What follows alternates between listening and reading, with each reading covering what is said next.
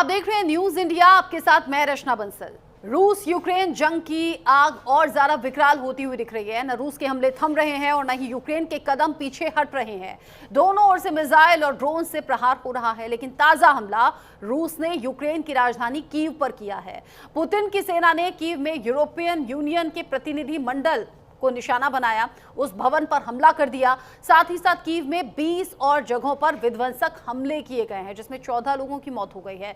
रूस ने यह अटैक तब किया जब कुछ ही दिन पहले यूक्रेन ने रूस के परमाणु ठिकानों पर हमले की कोशिश की थी। इसके बाद से ही पुतिन ने ठान लिया था कि यूक्रेन को सबसे बड़ा जख्म देंगे, यूक्रेन पर बड़ा हमला करेंगे। लेकिन इस हमले के बाद ज़ेलेंस्की ने भी वापस हमले की धमकी दी है। यूरोपियन यूनियन से रूस पर कड़े प्रतिबंध लगाने की मांग अब की जा रही है। सवाल ये कि क्या जंग की आग और ज्यादा भड़केगी? क्या अब महाविनाश की तस्वीरें और ज्यादा नजर आएंगी? इस पर बात करेंगे, खास मेहमान साथ में होंगे, लेकिन पहले रिपोर्ट देखिए।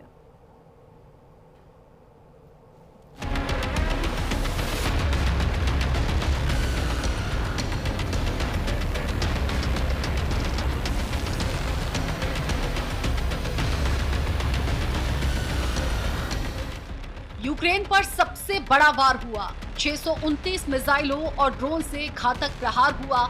पुतिन के विध्वंसक बदले से कीव में हाहाकार मच गया। रूस के परमाणु ठिकानों पर अटैक के बाद इंतकाम की आग में जल रहे पुतिन ने आधी रात ज़ेलेंस्की को सबसे बड़ा जख्म दिया। घातक मिसाइलों और ड्रोन से वार कर यूक्रेन में कोहराम मचा दिया। बताया जा रहा है कि रूस ने कीव में यूरोपियन यूनियन के प्रतिनिधि मंडल भवन पर हमला किया। रूस की सेना ने कीव के 20 से ज्यादा इलाकों में बम बरसाए। हमले में 14 लोगों की मौत हो गई, 48 लोग जख्मी हो गए। वहीं रूस के हमले में कीव में कई इमारतों को भी भारी नुकसान पहुंचा है। यूक्रेन पर विध्वंसक हमला कर पुतिन ने अपने इरादे साफ कर दिए। 629 मिसाइलों और ड्रोन से हमला कर पुतिन ने बता दिया कि वो रुकने वाले नहीं हैं, थमने वाले नहीं हैं। ट्रंप चाहे जितनी धमकियां दें, वो झुकने वाले नहीं हैं। पुतिन की सेना ने यूक्रेन की राजधानी कीव को तब निशाना बनाया जब कुछ दिन पहले ही यूक्रेन ने रूस के परमाणु ठिकानों पर हमले की कोशिश की थी। ड्रोन से परमाणु संयंत्रों को निशाना बनाया था। इसके बाद से ही पुतिन यूक्रेन को दहलाने का खौफनाक प्लान बना रहे थे और आधी रात को ये बदला पूरा भी हुआ। पुतिन ने यूक्रेन पर इस साल का दूसरा सबसे बड़ा हमला किया है। कीव पर रूस के विनाशक हमले के बाद यूक्रेन के राष्ट्रपति ज़ेलेंस्की ने कहा, कीव पर रूसी हमले में 14 लोग मारे गए, जिनमें 3 बच्चे भी शामिल थे। रूस के हमले में यूरोपियन यूनियन की बिल्डिंग समेत कई सुविधाएं क्षतिग्रस्त हो गईं। इस रूसी हमले के लिए न सिर्फ यूरोपीय संघ की तरफ से बल्कि विश्वव्यापी निंदा की जरूरत है। ज़ेलेंस्की ने कहा, सीजफायर को नकारने और बातचीत से बचने की रूस की लगातार कोशिशों के लिए नए और कड़े प्रतिबंधों की जरूरत है। सिर्फ यही कारगर हो सकता है। रूस सिर्फ ताकत और दबाव समझता है। हर हमले के लिए मॉस्को को नतीजे भुगतने होंगे। ज़ेलेंस्की ने पुतिन को अंजाम भुगतने की धमकी दी है, यानी साफ है कि ज़ेलेंस्की के दिमाग में भी बदले का प्लान तैयार हो रहा है। यूक्रेन जल्द ही रूस पर पलटवार करने की तैयारी कर रहा है। हालांकि रूस ने घातक मिसाइलों और ड्रोन से हमले कर कीव में प्रहार किया है। इससे यूरोपियन यूनियन की भी नींद उड़ी हुई है। रूस के हमले को लेकर फ्रांस के राष्ट्रपति इमैनुअल मैक्रों ने कहा, यूक्रेन पर एक ही रात में 629 मिसाइलों और ड्रोन से हमले किए गए। बच्चों समेत 1 दर्जन से ज्यादा लोग मारे गए। रिहायशी इलाकों और सिविल इंफ्रास्ट्रक्चर को जानबूझकर निशाना बनाया गया। यूरोपियन यूनियन के प्रतिनिधि मंडल और ब्रिटिश काउंसिल के कार्यालयों को नुकसान पहुंचाया गया। फ्रांस इन मूर्खतापूर्ण और क्रूर हमलों की कड़े शब्दों में निंदा करता है। इसके साथ ही मैक्रो ने यूक्रेन की खुलकर मदद करने की बात भी कही। मतलब साफ है कि रूस यूक्रेन जंग की आग अभी और भड़केगी। विनाश की इससे भी भयावह तस्वीरें नजर आएंगी। Bureau report, news India. रूस यूक्रेन के बीच में युद्ध थम नहीं रहा, बल्कि और ज्यादा विध्वंसक नजर आ रहा है और उसका अंदाजा तभी हो गया था जब पिछले दिनों यूक्रेन ने रूस पर हमला किया था। मेरे साथ बात करने के लिए खास मेहमान जुड़ गए हैं। मेजर जनरल रिटायर्ड राजन कोचर सर जुड़ गए हैं डिफेंस एक्सपर्ट के तौर पर। राजन कोचर सर, बहुत स्वागत न्यूज इंडिया पर। पिछले दिनों ही बात हो रही थी जब यूक्रेन ने रूस पर हमला किया था और परमाणु संयंत्रों को नुकसान पहुंचाने की कोशिश थी, उस जगह को खास तौर पर टारगेट किया था और तभी से माना जा रहा था कि पुतिन इस बार जवाब ऐसा देंगे जो यूक्रेन याद रखे। और कहा जा रहा है कि इस साल का दूसरा ये सबसे बड़ा हमला है। लेकिन फिक्र वाली बात यह कि यूक्रेन या जेलेंस्की अभी भी पीछे नहीं हट रहे, कह रहे हैं जवाब देंगे।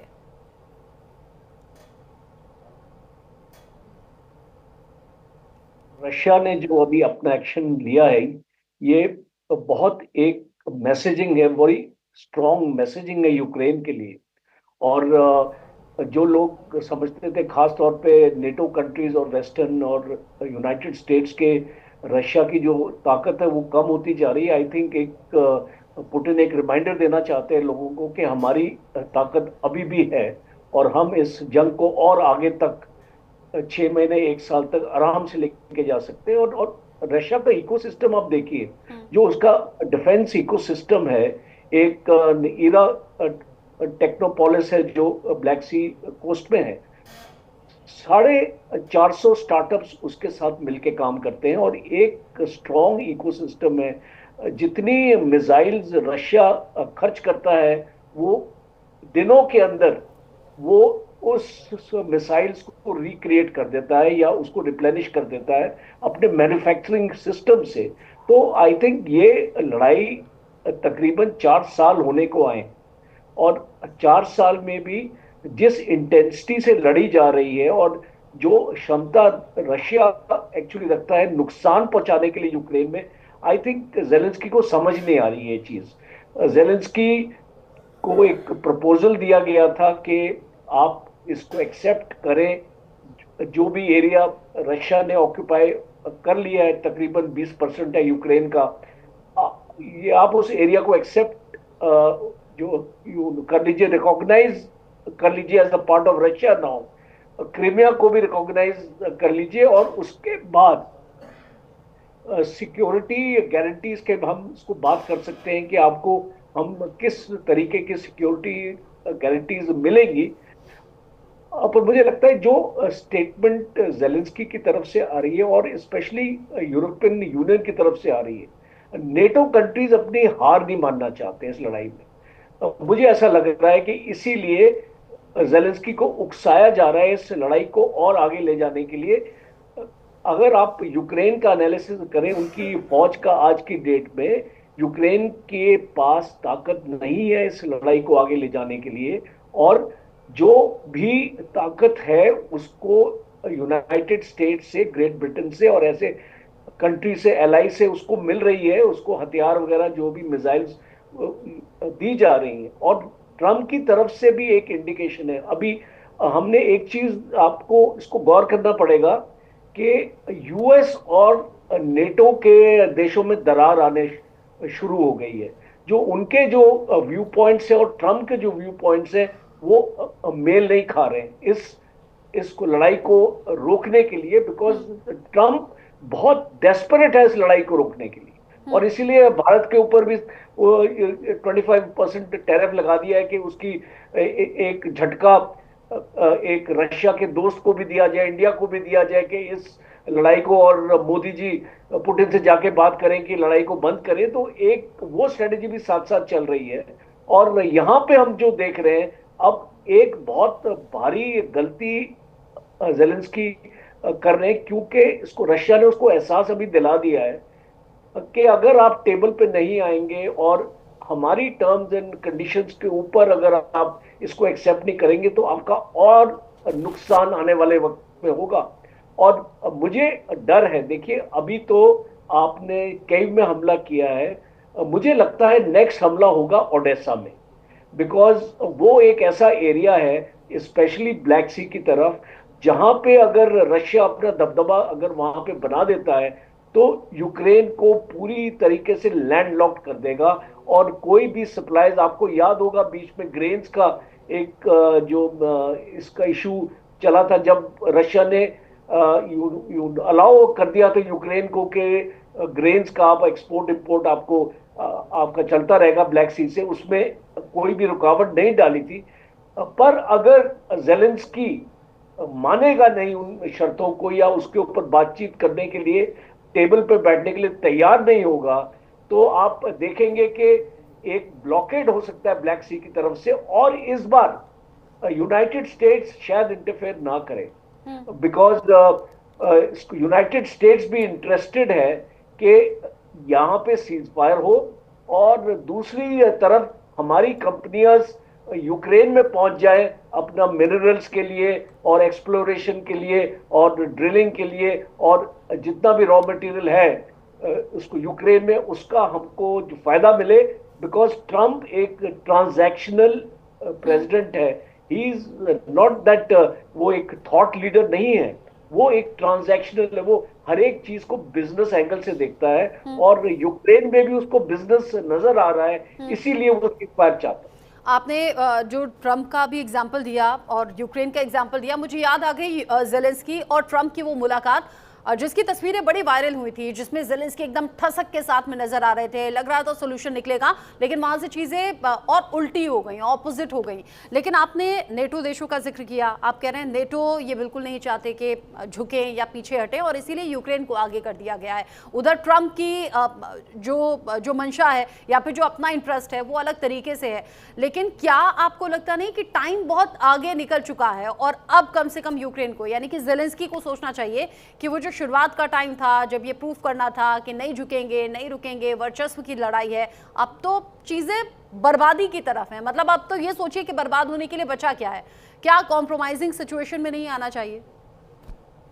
बिल्कुल रचना जी, आई थिंक एक सेंसिबल आदमी जो होता है, जो अपने देश के लिए सोचता है और अपनी कुर्सी के लिए नहीं सोचता है, क्योंकि जेलेंस्की को लगता है कि अगर उसने ये जमीन रशिया को दे दिया, रिकॉग्नाइज कर दिया, तो उसका कोई पॉलिटिकल फ्यूचर नहीं होगा। वो तो तय है, जेलेंस्की का इस लड़ाई के बाद कोई पॉलिटिकल फ्यूचर नहीं है, उसको एक्सेप्ट करना चाहिए ये चीज। और मुझे तो एक चीज का ऑर्डर लग रहा है कि एक इसको डेवलपमेंट का लग रहा है कि अगर जेलेंस्की लाइन पे नहीं आएगा, हो सकता है अमेरिका उसको रिमूव भी कर दे और एक रिजाइम चेंज वहां पे लेके आए, और एक ऐसा बंदा लेके आए। उसकी भी एक बातचीत चल रही है कि बाहर से कोई एक बंदा आइडेंटिफाई किया इन लोगों ने, वो आ सकता है यूक्रेन में लीडरशिप के लिए।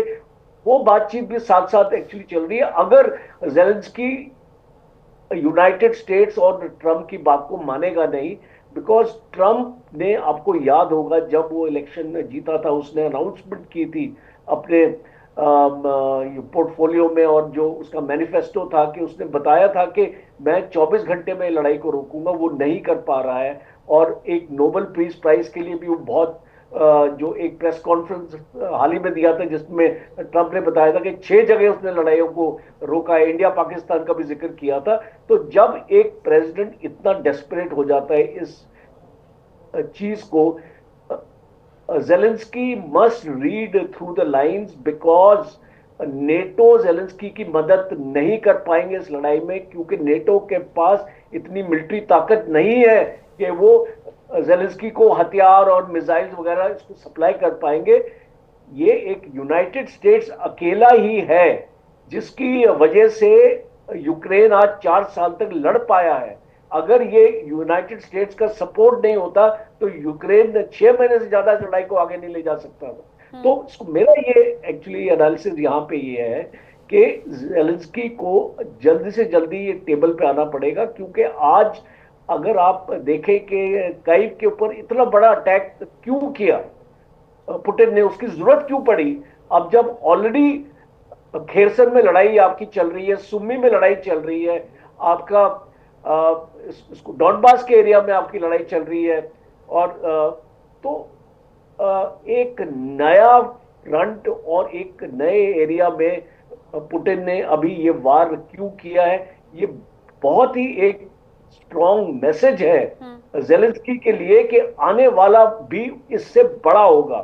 अभी हमने आपको एक ट्रेलर दिखाया है, 600 से ज्यादा हमने आपको मिसाइल इसको दागी है। आने वाले वक्त में हम और एरियाज को टारगेट करेंगे और आपकी कैजुअलिटीज होगी। एंड आई थिंक एक सेंसिबल जो स्टेट्समैन होता है या लीडर होता है एक देश का, उसको राइटिंग ऑन द वॉल दिख जानी चाहिए, उसको समझ आना चाहिए कि ये लड़ाई मैं और आगे नहीं ले जा सकता और इसमें मेरी हार होगी। और लास्ट पॉइंट मेरा ये है कि जो देश लड़ाई जीत रहा होता है वो एक सीज फायर की तरफ बढ़ता नहीं है अपने आप। उसको आपको लाना पड़ता है एक सीज फायर के लिए, उसको आपको बनाना पड़ता है। पर इसको जेलेंस्की जो ये लड़ाई हार रहा है, उसकी एक ईगो या उसकी एक अपने देश के प्रति उसको ऐसा लगता है कि हम नहीं हार सकते इस लड़ाई को। और ये सेंटिमेंट्स को इसको मैंने देखा यूरोपियन कंट्री उकसा रही है इस लड़की को, क्योंकि अगर आप स्टेटमेंट्स आपकी इसी बात से मैं एक सवाल पूछना चाहूंगी। आपकी इसी बात से आप कह रहे हैं कि नेटो के उकसावे में आकर जेलेंस्की पीछे नहीं हट रहे हो और उल्टा अपना नुकसान कर रहे हैं। और हम देख ही रहे हैं यूक्रेन का हाल, वो बहुत शुरुआत था जब इनिशियल स्टेज में, जब हम कहते थे बिफोर आफ्टर हुआ क्या, जब ये युद्ध छिड़ा था, यूक्रेन बड़ा खूबसूरत दिखता था, बड़ा अच्छा दिखता था, लेकिन जैसे जैसे तबाही होती रही फिर तो खंडर में तब्दील हो गया। अब तो सिर्फ बर्बादी दिखती है। वो इनिशियल स्टेज की बातें थी। लेकिन आज की डेट में जब आप कह रहे हैं कि जो हारता है उसे सोचना पड़ता है, जो जीतता है वो सीज फायर के लिए आगे नहीं बढ़ेगा, यानी पुतिन नहीं बढ़ेंगे। पुतिन को मना कौन सकता है?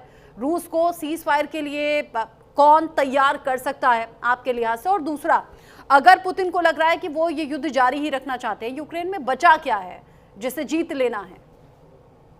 देखिए, एक चीज बहुत साफ है कि जो एक पॉलिटिकल एम पुतिन लेके चले थे, एक पूरा आपका डॉनबास का एरिया कैप्चर करना है और उसको क्रीमिया के साथ एक लैंड ब्रिज अपना बनाना है, जोड़ना है, वो ऑलमोस्ट 90% वो हासिल हो चुका है। बाकी एरियाज जो सुमी और खार्किव के हैं, जो रशिया ने कैप्चर किए हैं, वो शायद रशिया वापस भी कर देगा, एक बार्टर कर देगा कि ओके इसको मैं आपके ये एरियाज को वापस कर सकता हूँ, बट डॉनबास का एरिया तो मुझे पूरा चाहिए। तो यहाँ पे आपने जो आपका सवाल है कि इसको पुतिन को कौन एक्चुअली बनाएगा, पुतिन की जो कंडीशंस उसने रखी हैं, जो आपके जो अलास्का एक्चुअली समिट को अगर आप देखें, जो उसने अपनी कंडीशंस सामने रखी हैं, वो चाहता है जेलेंस्की उनको एक्सेप्ट करे। और अगर वो एक्सेप्ट नहीं करेगा तो पुतिन सीज फायर नहीं करेगा। पुतिन को इतनी जल्दबाजी नहीं है सीज फायर करने के लिए। पुतिन 6 महीने तक और इस लड़ाई को ले जाएगा और फिर ऐसी हालत कर देगा यूक्रेन की, ऐसी वहां पे तबाही कर देगा कि यूक्रेन के पास और कोई ऑल्टरनेटिव बचेंगे नहीं, और अमेरिका को भी यूक्रेन को एक प्रेशराइज करना पड़ेगा कि आप बस अपने घुटने टेक दीजिए।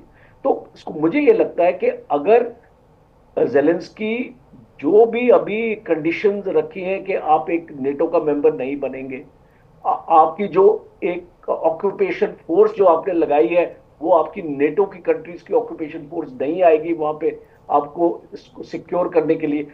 कुछ सिक्योरिटी गारंटीज के ऊपर पुतिन एग्री करने के लिए तैयार होंगे, और वो स्पेशली रिकंस्ट्रक्शन की बात होगी, बाकी चीजें आएंगी, वो बात की बात है। सबसे इंपॉर्टेंट है कि जेलेंस्की को एक अपनी रेड लाइन इसको समझ के कि भाई इतना एरिया आप ले लीजिए, अब तैयार है आपसे बात करने के लिए। जिस दिन जेलेंस्की ये बोल देगा कि ये जितने एरियाज आपने ऑक्यूपाई की, क्योंकि ट्रंप ने भी बोला है और ट्रंप ने अलास्का में भी बोला है that Ukraine must accept the loss of territory. और अगर वो जेलेंस्की अड़ा रहेगा इस चीज के लिए तो शायद उसको अमेरिका, यानी आप कह रहे हैं कि जेलेंस्की की तरफ से ये इनिशिएटिव लिया जाए और नेटो देश भी इस बात को समझें कि अगर ये युद्ध छिड़ा रहता है तो भारी तबाही न सिर्फ इन दो देशों के बीच में होगी बल्कि बाकी देश भी इससे अफेक्टेड होंगे और हो रहे हैं। बहुत शुक्रिया राजन कोचर सर, आपने अपना प्रीशियस टाइम दिया, न्यूज़ इंडिया के साथ में आप जुड़े और इस डिस्कशन में